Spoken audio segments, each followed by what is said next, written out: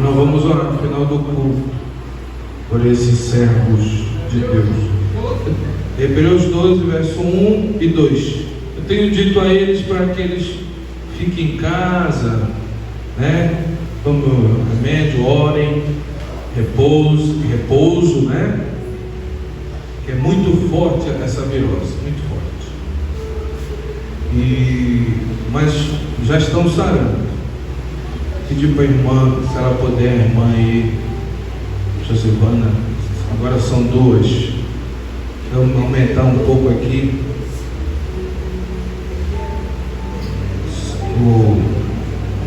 esse microfone. Pode aumentar mais.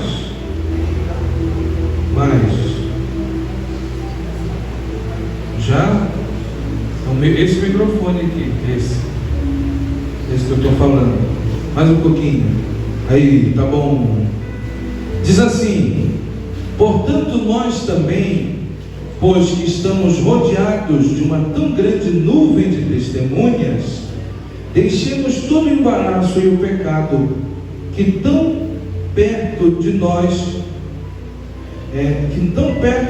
nos rodeia, e corramos com paciência a carreira que nos está proposta.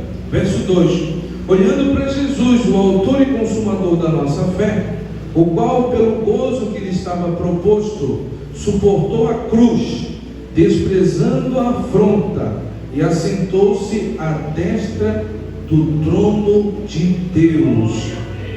Repita comigo: olhando para Jesus, autor e consumador da nossa fé.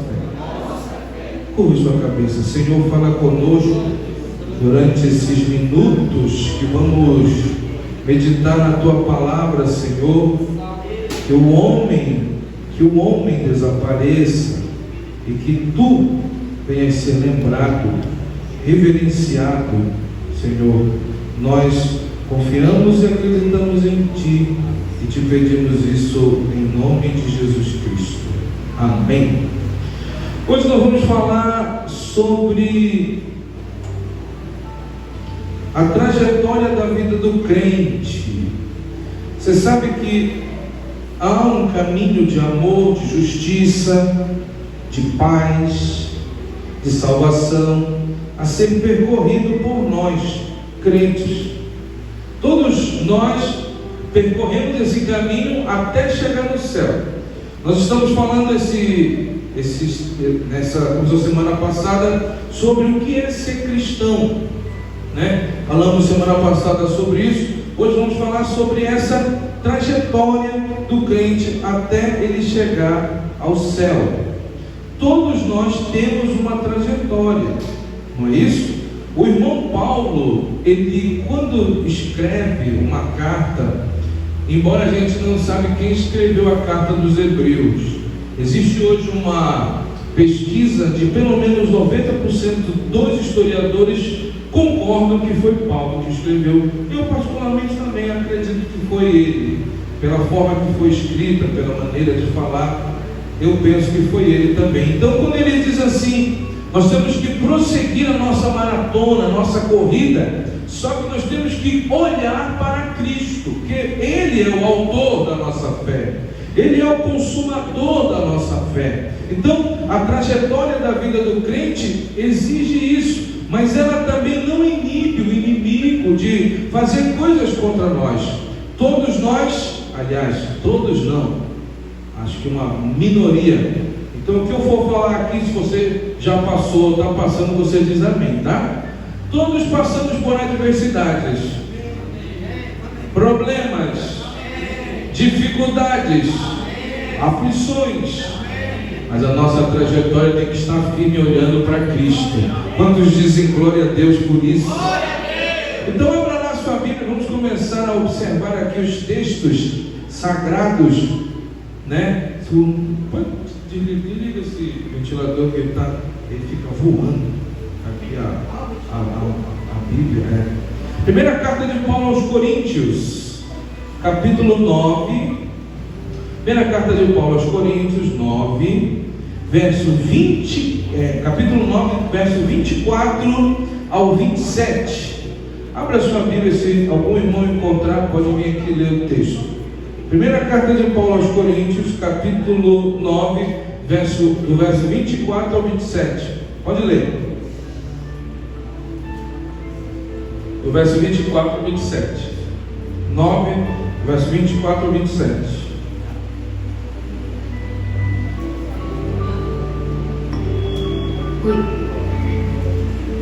Não sabeis vós que os correm no estádio todos, na verdade, correm, mas um só leva o prêmio. Correi de tal maneira que o alcanceis, e todo aquele que luta de todo se abstém, eles o fazem para alcançar uma coroa corruptível. Nós, porém, uma incorruptível. Pois eu assim corro, não como a coisa incerta, assim combato, não como batendo no ar.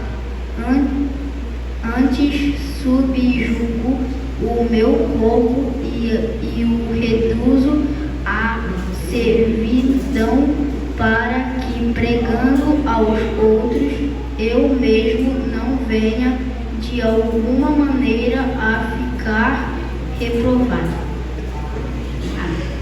O apóstolo Paulo, ele comparou o cristão a um atleta disciplinado, perseverante e focado. O atleta do mundo, tivemos as Olimpíadas aí, agora recentemente na França, em Paris. O atleta, ele emprega tempo, exercício, a cabeça, ele se prepara. Um corredor aí do mundo, pode deixar a música, não precisa tirar não, fica à vontade. Ele se prepara quando para correr numa Olimpíada? Ele se prepara uma semana antes? Um mês antes? São anos. Uns se preparam 2, 3, 4. Paulo compara o crente a uma pessoa disciplinada, que vai empregar sua energia, o seu tempo, os seus talentos para cumprir a sua missão e alcançar o prêmio, que honra aos que estão comprometidos com a sua palavra. Ele, em algum momento, ele diz a longa carreira cristã. Os autores sagrados, como Paulo e os outros apóstolos, eles evocam a ideia de uma maratona na vida do crente, não é? Uma maratona é mais longa, é desgastante, ela ilustra melhor a trajetória de um crente. Então nós temos que prosseguir no ritmo certo. O apóstolo, ele vai incentivar a igreja a ser firme e constante. Firme e constante. Repita comigo a palavra firme e constante. Você já viu nos desenhos animados por aí, esses filmes de comédia, o rapaz na maratona começa rápido, né? Ele sai em primeiro lugar, pá! Você já viu isso? Lá, perna longa e tal, ele vai, na maratona, aí depois ele começa a perder o ritmo. Aí o que estava lá atrás, esse é um desenho que passava lá quando eu era criança, aí aparece um caracol, uma lesma, sei lá, ultrapassando ele, né? Porque ele está desfocado. Paulo, ele alerta o crente que não vai ser igual o desenho, não, mas seja firme e constante. Firme e constante. Pastor, eu estou firme e constante. Eu estou firme e constante. Minha caminhada aqui, firme e constante. Firme e constante. Pastor, tem luta? Tem ou não tem? Sim ou não? Tem, mas eu estou firme e constante. Eu estou firme e constante. Eu não estou preocupado com quem está na minha frente, está atrás, está do meu lado, não. Eu estou com os meus olhos focados em Cristo, nessa minha maratona aqui. Então eu estou firme e constante. A palavra que Paulo fala para o crente é: seja firme e constante. constante. É que nem aquele remédio que a gente tomava quando era criança, conta-gota, né? 3, 4, 5 gotas por dia. Se o irmão tomasse 1 litro daquilo, só Deus sabe o que aconteceria com ele, né? Assim é a vida do crente, irmão, constante. Mas tem que estar firme e constante. Você olha para o pastor Gabriel, já viu o pastor Gabriel como ele é? Ele é um senhor idoso já, tem quase 80.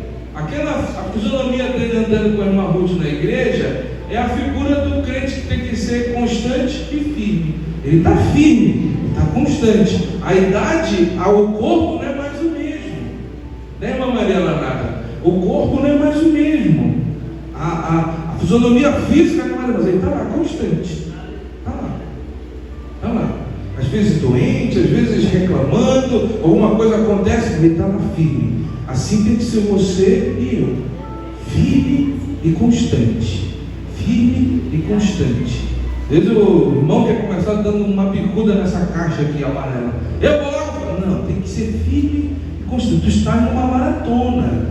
Tu tem que empregar a tua energia, o teu tempo, o teu talento para cumprir a tua missão. Os irmãos estão entendendo até aqui, sim ou não? Agora existem promessas e desafios para os vencedores. A vida cristã tem desafios. A nossa carreira cristã tem alguns desafios. Um dos primeiros, primeira carta de Pedro, capítulo 5, verso 8. O apóstolo Pedro diz para que a gente seja sóbrio e vigie. A primeira carta de Paulo aos Coríntios, capítulo 10 e 12, o apóstolo Paulo afirma que aquele que cuida está de pé, olhe para que não caia. E na carta de Paulo aos Efésios, Paulo nos mostra que não devemos dar lugar ao diabo. André, abre a tua Bíblia aí em Efésios capítulo 4, 27. Quero que você venha ler esse texto aqui. Aqui está o primeiro desafio para o crente. Você está me ouvindo? Você está entendendo? Para que ele não se desvie da sua jornada de fé. Uma dessas coisas está dizendo aqui nesse texto que o irmão André vai ler. Olha aí. Efésios 4, 27. Sim. Nem dei lugar ao diabo. Olha só. Você está me ouvindo? Você ouviu? Você está lendo a Bíblia também aí? Olha só. Presta atenção. As irmãs, os irmãos, presta atenção. O irmão Pedro diz que tem que ser sóbrio e tem que vigiar. O apóstolo Paulo lá em Coríntios diz: quem pensa que está de pé, cuide para que não caia. E aos Efésios ele diz assim: não tens lugar ao diabo. Então, o primeiro desafio para a gente não destruir a nossa caminhada de fé, a nossa maratona, é essa. A gente precisa se desviar do mal. Isso aqui é o lugar de Deus na minha vida. Um exemplo, tá? Que eu estou dando. Isso aqui é o lugar de Deus na minha vida. O apóstolo Paulo diz: não dê lugar ao inimigo. Não dê lugar ao diabo. É forte isso, né?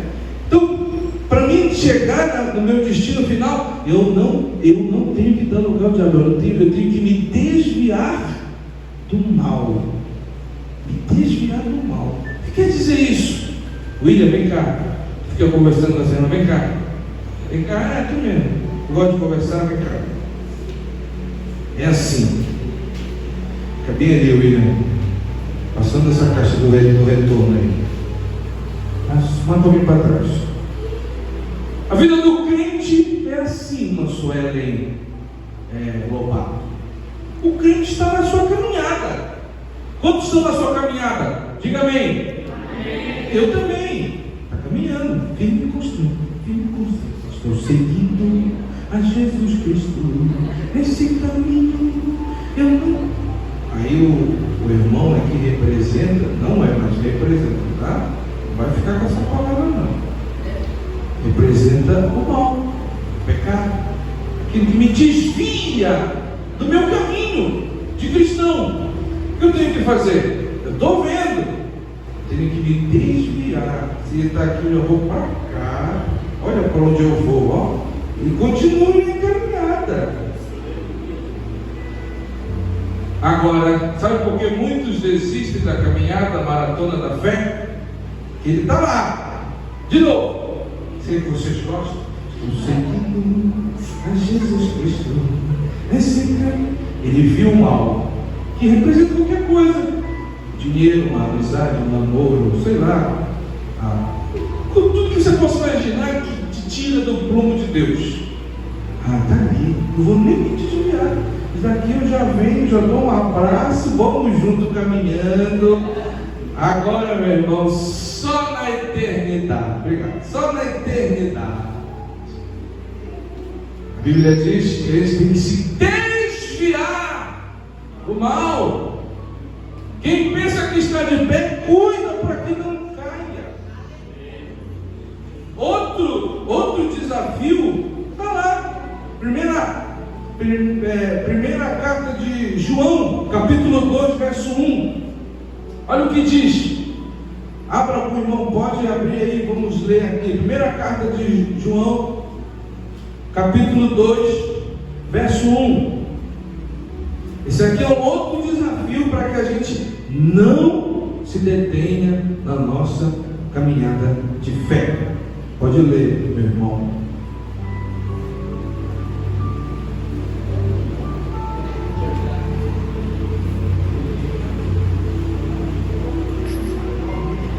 Dois dias depois houve o casamento na... Não, calma. É a primeira epístola. Esse aí é o Evangelho, né, que você está lendo. É a primeira epístola. Tem 1, 2, 3. Essa é a primeira. Perto do Apocalipse. Passando esses milinguidos aí que está na tua Bíblia. A Bíblia está dentro dos milinguidos, né? É 1 João 2, 1. Eu tinha medo dessa formiga, que ela era olhuda. Eu tinha medo quando era criança. Achou? Pode ler, fica à vontade. Estamos aqui para isso, para abrir a palavra. Meus filhinhos, estas coisas vos escrevo para que não peques. E se alguém pecar, temos um advogado para com o Pai, Jesus Cristo. Olha só, esse é o segundo desafio, para a gente não romper e não destruir a nossa caminhada, é arrepender-se dos pecados. Nós primeiro devemos reconhecer quando pecamos, depois nos arrepender quando pecamos e depois pedir perdão a Deus, rogar a Deus para que o nosso Senhor restaure a nossa comunhão com Ele. O apóstolo João, nessa passagem, ele diz que o nosso Pai é como um advogado, está junto de nós para nos perdoar. Por que não se arrepender do pecado atrapalha a minha caminhada? Porque você está caminhando, e quanto mais pecado você tiver, mais pesado tu fica. Você já notou? Você já notou isso? Quem já reparou isso? É verdade. Você vai pecando, você não se arrepende. Aí você vai continuar caminhando, aí você peca de novo, aí não se arrepende, não pede perdão a Deus, aí daqui a pouco você está sobrecarregado. Aí você vai estar mais gordo do que eu. Aí como é que você vai correr a caminhada espiritualmente falando? Não tem como. Por isso que ele fala aqui, a gente precisa se arrepender dos nossos pecados. A gente precisa evitar a queda. O ser humano cai por causa das suas próprias escolhas, seus próprios pensamentos. No entanto, se a gente não deseja cair em pecado, nós precisamos tomar cuidado com a maneira de como a gente vê a vida, percebe a vida. E olha lá, tem gente que não gosta, né? Dessas pregações que falam contra o pecado.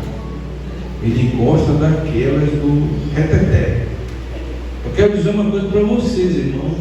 Reteté sem mudança de vida é apenas exercício físico. Eita glória!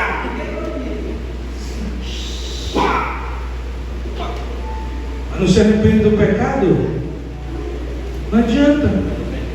Pode fazer reteté, pode subir nesse ventilador, pode chamar o Marco Feliciano para vir aqui pregar. Ele prega aquelas mensagens maravilhosas e começa a ver anjos voando por aqui. O crente volta a subir pelas paredes, mas se tu não te arrepender, atrapalha a tua caminhada.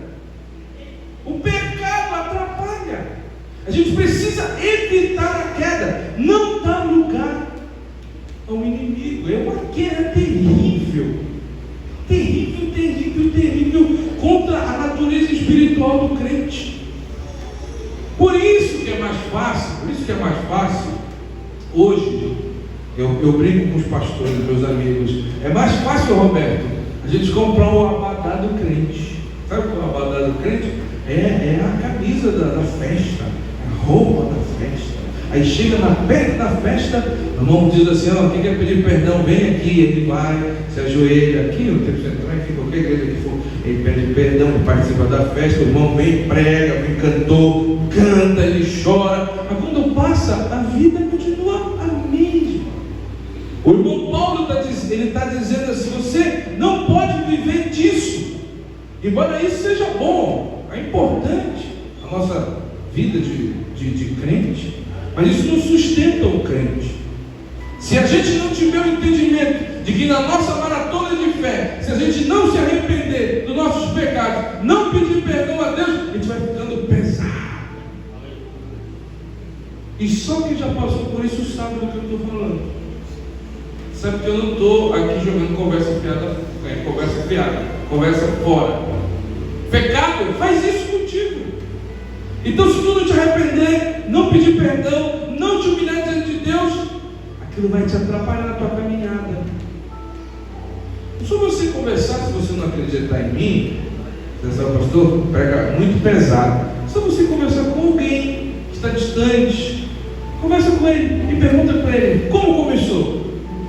Não foi da noite para o dia, foi um pecado ali, um pecado aqui, foi um vídeo ali, foi uma conversa ali, foi uma piscada minha suspeita, né?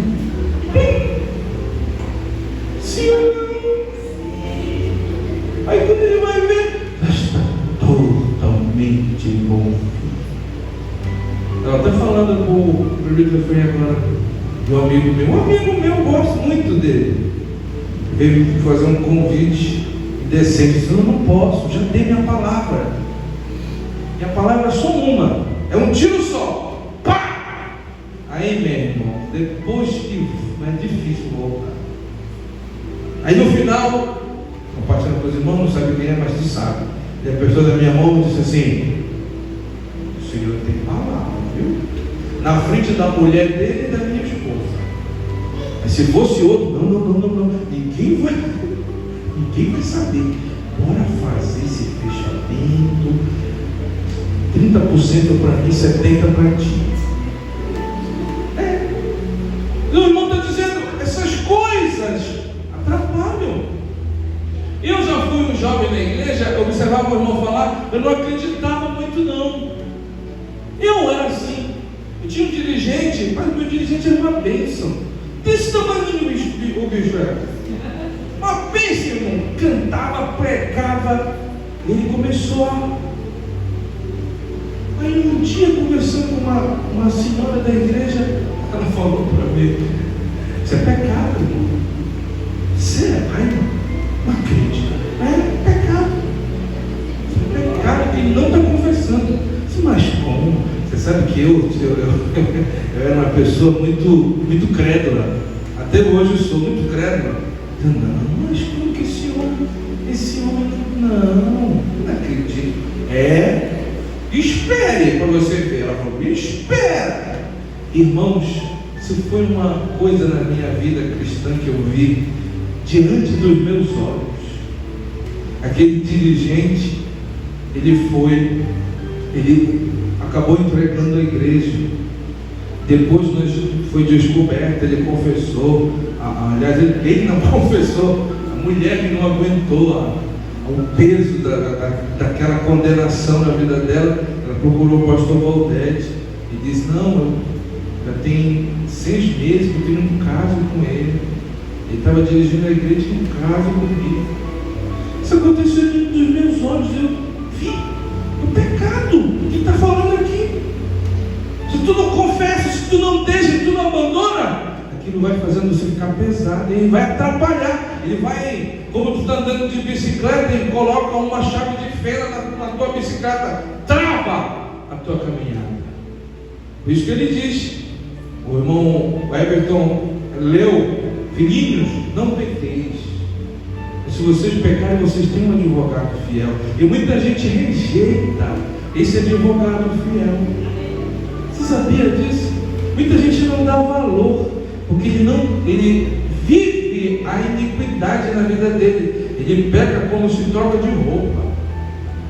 Não é que você não vai deixar de pecar, você sempre vai pecar. Estou falando de pecados mortais. Você sabe que é errado, atrapalha a caminhada do crente, do justo. Outra coisa que é interessante é as adversidades na vida cristã. A gente precisa entender os resultados causados pelas adversidades na vida cristã. Agora diga para quem está do seu lado aí: irmão, tu sabia que...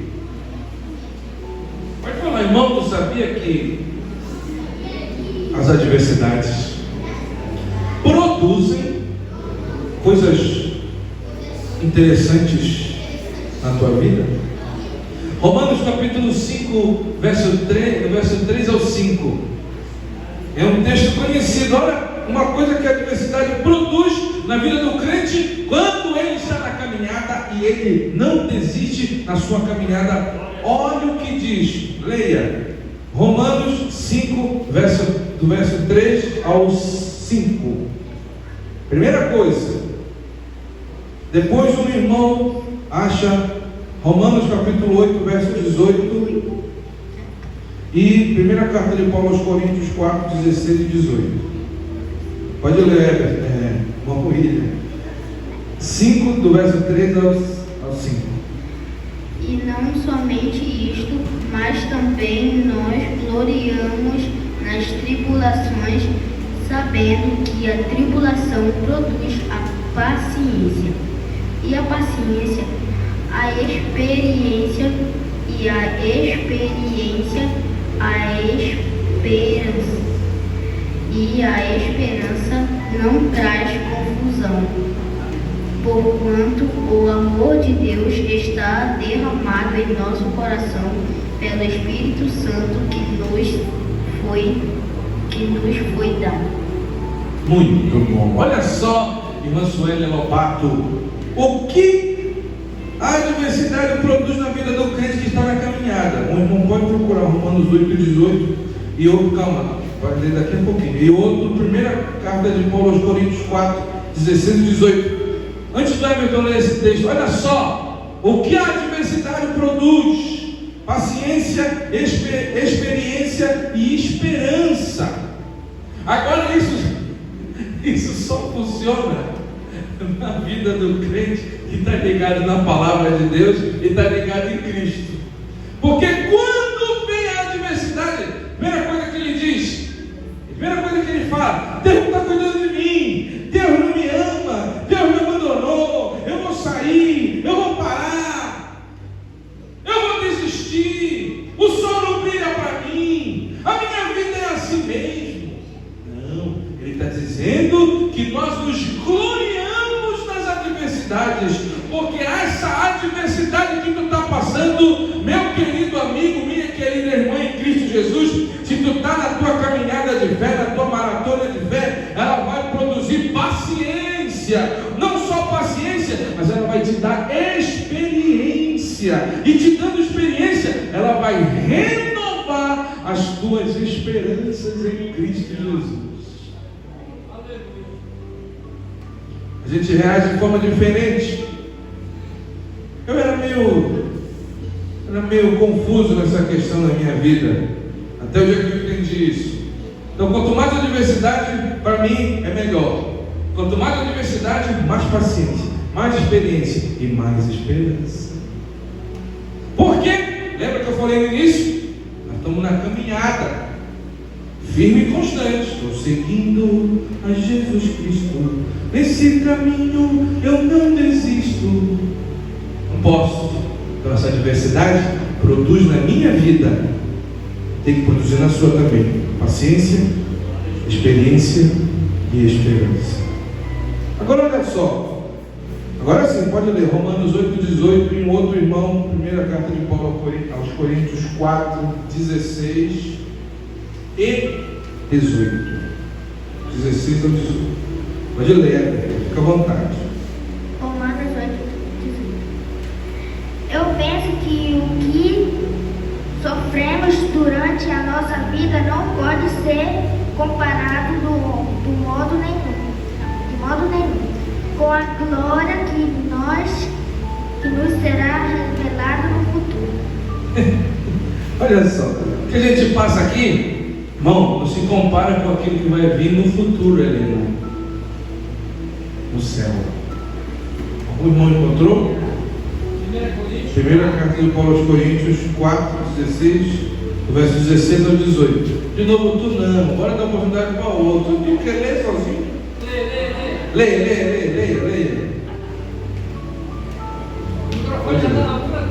Pode ler, fica à vontade. Do verso 16 ao 18. Está igual o Silvio Braga quando era criança. Só ele queria ler nada.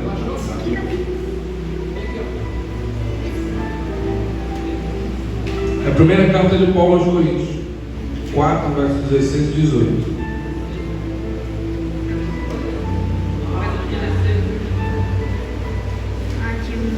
Admoestou-vos, portanto, a que sejais meus imitadores, por esta causa vos mandei Timóteo, que é meu filho amado e fiel no Senhor, o qual vos lembrará os meus caminhos em Cristo, como por toda parte ensino em cada igreja, mas alguns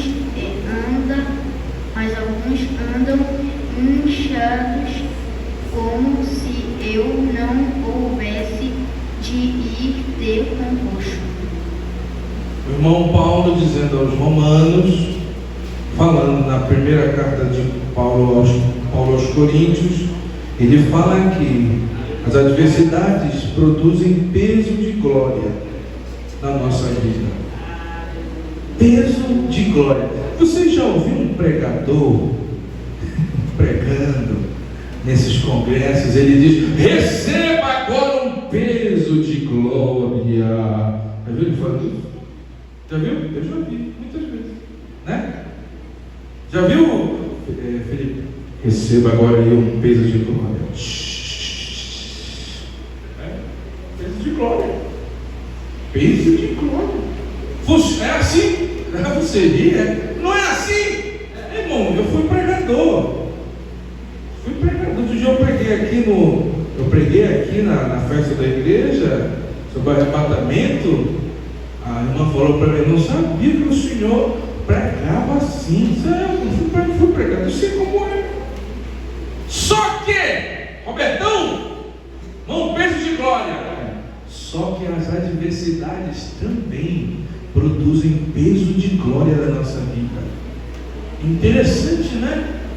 Sabe por quê? Porque na adversidade, a adversidade, ela gera bons frutos na nossa vida. Daniel intercedeu por Israel, mas ele teve que se humilhar diante de Deus. Então, quando está numa adversidade, não tem jeito, né, irmã Sueli? Pode deixar a música. Não tem jeito. Quando está numa adversidade, vai ter um momento que vai ter que te humilhar diante de Deus. Então esse é um bom fruto da adversidade. A humilhação diante de Deus. Já passou por isso? Já passou? Já? Você não passou ainda? passou você? Se não passou, fica tranquilo que vai chegar o teu dia, tu vai passar. Que tu vai te humilhar diante de Deus, no meio de uma adversidade. Então, esse aqui é um fruto bom da adversidade que gera na nossa vida. Outra coisa, segunda carta de Paulo aos Coríntios, capítulo 12, do verso 7 ao 10. Olha só, outra coisa, um fruto bom que a adversidade produz na vida do crente.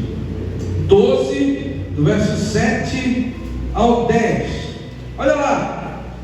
E para que não me exaltasse pelas excelências das revelações, foi-me dado um espinho na carne, a saber, um mensageiro de Satanás, para me esbofetear, a fim de não me exaltar. 8. Acerca do qual 3 vezes orei ao Senhor para que se desviasse de mim. 9. E disse-me: a minha graça te basta, porque o meu poder se aperfeiçoa nas tuas fraquezas. De boa vontade, pois, me gloriarei nas minhas fraquezas, para que em mim habite o poder de Cristo. O 10. Pelo que sinto prazer, repita comigo, eu sinto prazer. Mais forte, eu sinto prazer nas fraquezas, nas injúrias, nas necessidades, nas perseguições, nas angústias, por amor a Cristo, porque quando estou fraco, então sou forte. Louvado seja Deus. A adversidade fortalece o cristão. Olha como Paulo termina. Ele diz: estou fraco. O estar é passageiro, viu, André? O estar é passageiro, o ser é eterno. Ele diz: eu estou fraco, não sou fraco. Eu estou, é passageiro isso daqui, mas eu sou forte quando eu passo por isso por amor a Cristo. Agora, na vida cristã existe situações que a gente passa que a gente não entende. Não entende mesmo, não compreende, nunca vai entender. Por que eu estou passando por isso? Por que acontece isso? Por que acontece tal coisa? O Espírito Santo fala no teu coração e Ele está dizendo nessa noite, mais uma vez, que o poder dele vai se aperfeiçoar nas tuas fraquezas, para que você não se exalte, mas para que você glorifique ao Altíssimo Deus que te criou, que te formou e que está dizendo para mim e para você: irmão, no meio da tua maratona da fé, a minha graça te basta, porque o meu poder se aperfeiçoa nas tuas fraquezas. Só que o irmão diz: eu não quero só a graça. Essa graça não, eu quero mais. Não, Paulo, a minha graça te basta. Estou dizendo assim: Paulo, te acalma aí, fica na tua, não te atribula, não fica murmurando. A minha graça te basta. Tu pode estar fraco. Depois que Deus fala para ele, ele diz: estou fraco, mas aí eu sou forte. Repito, o estar é passageiro. Você pode estar triste, mas você não é um caminhão de tristeza. Dentro de você tem a alegria do Espírito Santo. Dentro de você tem o poder do Evangelho. Dentro de você tem algo que pode acontecer. Aí dentro o Senhor está dizendo: eu quero te usar, eu quero fazer. Você vai romper, você vai chegar lá. Lá no final da corrida, é o último ponto para mim encerrar a pregação. Nos últimos 100 metros de toda a maratona, a pessoa já consegue enxergar a linha de chegada. Irmãos, os dias estão passando mais rápido. Isso quer dizer, é um dos sinais. A igreja está nos seus últimos 100 metros, de onde já a gente consegue deslumbrar e pensar, estar conectado ao Senhor, dizendo: Jesus está para voltar, nós já estamos chegando no fim dos tempos. Entretanto, escute agora com atenção, aguça o teu ouvido. 3 coisas ameaçam os cristãos nesse final de trajetória para o céu: o abandono da fé, o esfriamento espiritual e o desânimo. Nós precisamos ficar atentos a essas situações de perigo na nossa vida. E isso, para que isso aconteça, é necessário a gente sentir o mover de Deus em nossa vida. Atos dos Apóstolos, capítulo 1, verso 8, verso 1, verso 8, verso 2 e 7, fala do derramamento do Espírito Santo. Pode ler. Outro irmão acha a primeira carta de Paulo aos Coríntios, capítulo 12, O em que, né? versos 7 e 11. Do 1 ao capítulo 1, verso 8. Atos dos Apóstolos 1, capítulo 1, verso 8. Porém, quando o Espírito Santo descer sobre vocês, vocês receberão poder e serão minhas testemunhas em Jerusalém, em toda a Judeia e Samaria,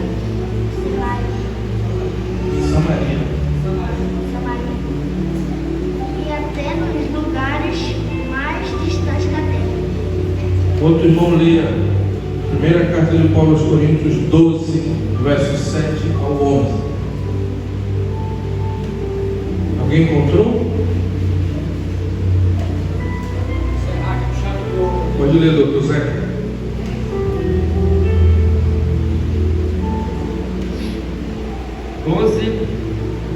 12, versos 7 ao 11.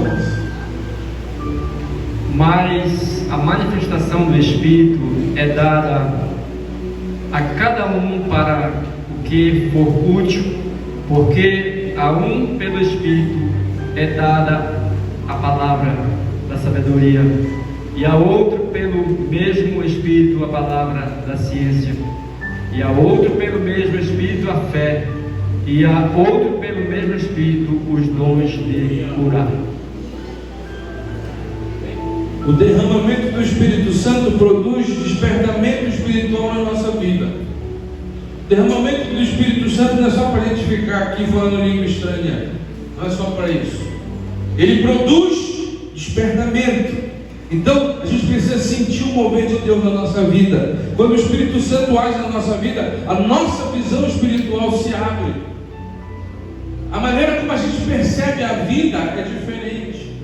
A maneira de como um crente que está na sua caminhada, repito, todos nós estamos, e a gente luta, tem que lutar contra o abandono da fé, o esfriamento espiritual e o desânimo. A gente precisa se voltar para Cristo todos os dias e dizer: Senhor, a minha vida está nas tuas mãos, a minha família está nas tuas mãos, o meu futuro está nas tuas mãos, a minha história está nas tuas mãos, eu preciso de Ti. E aí, no final de tudo, vamos ficar de pé, todos juntos vamos ler esse texto, que é o objetivo de todo crente. Pode emprestar essas palavras do irmão Paulo. Segunda carta de Paulo a Timóteo, capítulo 4, verso 7. Quando chegar no final de tudo, irmã e irmão, quando você terminar, se você puder dizer isso, pode ter certeza, meu irmão, minha irmã. Segunda carta de Paulo a Timóteo 4, verso 7. Vamos ler juntos. O apóstolo Paulo disse para Timóteo, olha o que ele falou. Encontrou aí? Olha o que ele disse: combati o bom combate, acabei a carreira e guardei a fé. O último ponto para você, Silvia, para você, Rebeca, para você, irmã Marta, para você, irmã Vanusa, para a igreja de Deus que está aqui: perseverar até o fim. Não te importa com as lutas, não te importa com as adversidades, continua firme na tua trajetória, correndo a carreira que te foi proposta. Você vai dizer no final: terminei a carreira, combati o bom combate, terminei a carreira. Mas quando eu terminei a minha carreira, eu guardei a minha fé. A fé, depois do Espírito Santo e todas as outras coisas, é o bem mais precioso que você tem. Olha o que ele disse. Ele falou para Timóteo: Timóteo, eu estou no fim da minha vida, já terminei minha carreira, já combati o bom combate, mas a minha fé está guardada. Eu preservei a minha fé dentro de mim. E quando eu preservo a minha fé dentro de mim, eu consigo chegar até o final dessa minha caminhada, já deslumbrando os últimos 100 metros espirituais dessa caminhada, dizendo: eu vou chegar lá, eu vou chegar lá. Pode vir adversidade, pode vir dificuldade, pode vir tristeza, pode vir angústia, mas eu vou chegar lá, eu vou chegar lá, eu vou chegar lá, porque eu vou guardar a minha fé, eu vou concluir a minha carreira. Irmão, se você está aqui nessa noite e algo tem perturbado a tua cabeça, algo tem te tirado o eixo espiritual, meu irmão, minha irmã, não deixe essas coisas roubarem a tua fé. Vai na tua fé, caminhe os caminhos de Deus. Deus tem vitória para te entregar, mas a maior de todas as vitórias é você chegar no final da sua vida e dizer: eu concluí a minha carreira, está aqui a minha fé guardada, eu consegui, eu não desisti. Muitos desistiram no meio do caminho, mas eu não, eu sofri, eu fui perseguido, eu fui humilhado, eu fui destratado, passei necessidade, mas Senhor, está aqui, Senhor, a minha fé, está aqui a minha fé, eu consegui, eu concluí a minha carreira, eu terminei a minha corrida, está aqui, Senhor, a minha fé. Esse é o propósito de todo crente. Não importa se você começou mal, irmão, o importante é você terminar bem. Muitos começam bem e terminam mal. Não importa se você está no meio dessa caminhada, talvez no meio de uma adversidade, querendo parar ou querendo desistir. Receba essa palavra nesta noite de terça-feira. O Senhor está falando comigo e contigo, dizendo assim: filho, filha, tu vais concluir a tua carreira, porque eu estou contigo no meio dessa adversidade. Se você acredita nisso, se você crê nisso, e se você percebe o que eu estou percebendo nesta noite, a ação poderosa do Espírito de Deus sobre a sua palavra, levante a sua mão direita para o céu. Senhor, aqui está a nossa vida mais uma vez, Senhor, diante de Ti. Queremos, Senhor, chegar como Paulo chegou e disse: Timóteo, eu concluí, eu combati o bom combate, eu terminei a minha carreira, mas eu guardei a minha fé. Senhor, dá força ao meu irmão, dá força à minha irmã, Senhor, dá-nos força para conseguir concluir, Senhor, esse desafio espiritual. E se há alguém fraco aqui, abatido aqui, no meio de uma adversidade, com um pensamento de desistência, que esse pensamento bata em retirada agora, e que ele se levante e possa levantar a bandeira da fé, a bandeira do Evangelho, e dizer: eu não vou desistir, eu vou perseverar. Senhor Deus, nossa vida está nas Tuas mãos. Colocamos, Senhor, diante de Ti. Nos fortaleça e nos ajude. É isso que eu te peço, a Deus, em nome de Jesus. De pé ainda como você está, nós vamos orar pelos enfermos agora. E vai haver ensaio? Vai haver ensaio para os jovens. Amanhã o ensaio das irmãs é 6 da tarde, tá bom? Por causa do ensaio lá no Tempo Central, das 6 às 7. E após, tem ensaio para os irmãos, tá bom? Então vamos orar pelos irmãos enfermos. Vou pedir para o irmão Alan para fazer essa oração. Ele vai fazer essa oração e vai fazer a oração de encerramento também. E o presbítero Efraim vai dar a bênção. Amanhã, ao meio-dia, nós estaremos aqui para dar continuidade à nossa campanha de oração também. Eu espero por você.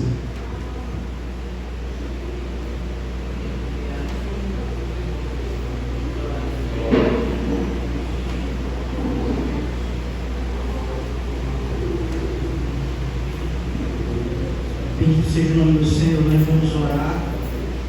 Essa noite, você que representa alguém da sua família que se encontra enfermo, este lugar, coloque ele na sua oração neste momento. Vamos orar pelos irmãos que estão enfermos, com Francisco, a sua esposa, os outros irmãos que não puderam estar conosco, que se encontram enfermos essa noite.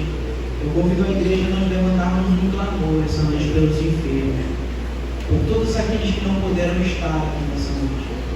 Curva a sua cabeça comigo e ore neste momento. Senhor, meu Deus e meu Pai, Deus de infinita graça e misericórdia, graças, Senhor, nós te damos, Senhor, pelo teu poder, pela tua glória, Senhor, pela tua honra que o Senhor tem colocado, Senhor, sobre as nossas vidas. Senhor, meu Pai, muito obrigado, Senhor, pela tua palavra. Obrigado, Senhor, porque o Senhor falou da boca do teu servo, Senhor. Não aquilo, Senhor, que nós queremos ouvir, mas aquilo que o Senhor tem para falar conosco. Senhor, agora eu te apresento, Senhor, a cada enfermo nessa noite. Senhor, eu te apresento o irmão Francisco, Senhor, a sua esposa, Senhor, que encontra enfermo. Meu Pai, visita aquele lar, aquela família. Meu Pai, envia teu anjo se o Senhor quiser, mas se o Senhor não quiser, Senhor, meu Pai, basta uma palavra tua, Senhor, para que o Senhor faça o milagre. Senhor, eu te peço, Senhor, que o Senhor ordene, Senhor, porque eu creio, Senhor, que basta uma palavra, Senhor, para aqueles que estão enfermos nesse lugar, Senhor, possam ser curados. Espírito Santo de Deus, que o Senhor comece a visitar os lares, que o Senhor comece a visitar as famílias, que o Senhor venha visitar, Senhor, a cada Senhor, que se encontra enfermo, Senhor. Visita, Senhor, a irmã Camila, Senhor, que não se encontra bem, Senhor. Meu Pai, passa o teu bálsamo sobre aquela vida. Meu Pai, restitui, Senhor, sua saúde. Em nome de Jesus, meu Pai, neste momento como nós vamos para nossos lares, leva-nos em segurança, leva-nos em paz, Senhor, acampa teus anjos, dá uma noite de sono reparadora para cada um dos meus irmãos. Meu Pai, em nome de Jesus, se o Senhor voltar ainda hoje, Senhor, leva-nos, Senhor, para morar contigo, mas se o Senhor não voltar, Senhor, nos dar a força para nós continuarmos, Senhor, esta batalha, esta caminhada, Senhor, esta maratona, Senhor, rumo ao céu. É tudo que nós choramos e te agradecemos nessa noite, em o nome de Jesus. Graças de nosso Senhor e Salvador Jesus Cristo, o amor de Deus, nosso Pai, a comunhão e a consolação do Espírito Santo esteja com você, meu irmão, esteja com você, minha irmã, esteja com as nossas famílias e com a igreja do Senhor espalhada por toda a terra. Se assim você crê, diga comigo. Amém. Deus abençoe.